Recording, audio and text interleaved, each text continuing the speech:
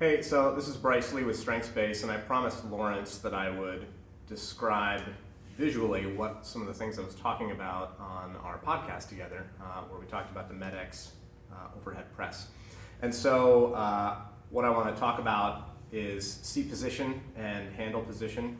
I want to talk about the serratus anterior a little bit and that shrug.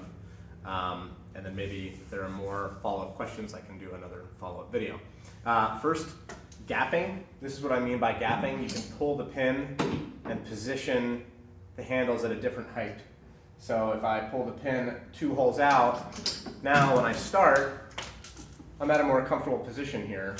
If I didn't do that, then when I start, I'm really jammed back here, and that can be a little bit uncomfortable on my shoulder, okay? So, gapping there. If we look at that from the side now, if I compare bottom position seat, bottom position height, in both cases, this handle here, the inward facing handle is pretty close to my ear, but I'm a bit more jammed back. My arms have to really be back. Whereas if I lift the seat up, 2 clicks, and then gap the weight stack 2 clicks, now, or even if I was only to do one hole, now the height of this handle is is the same relative height to my head, but the handles are just a little more in front of me, and that just makes the whole movement a little more comfortable to initiate. Okay?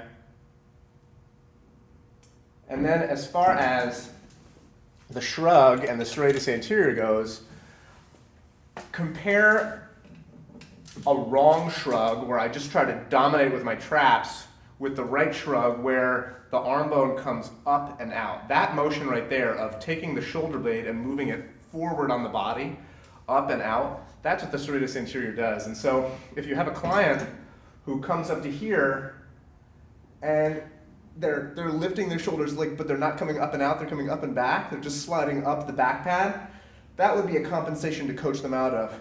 But if you have a client whose arms come up and forward like that, that's a sign that their serratus anterior is doing what it's supposed to do, and as they get here, it's pulling the bottom of the shoulder blade up and forward. It's working with the lower trap, the upper trap, and the serratus anterior as a 3-way force couple to move the shoulder blade up and around the body. Okay, so again, we don't want to see this where they get their arms straight and then their shoulders go up in their ears. We want to see shoulders coming up and forward. Those 2 shrugs are different.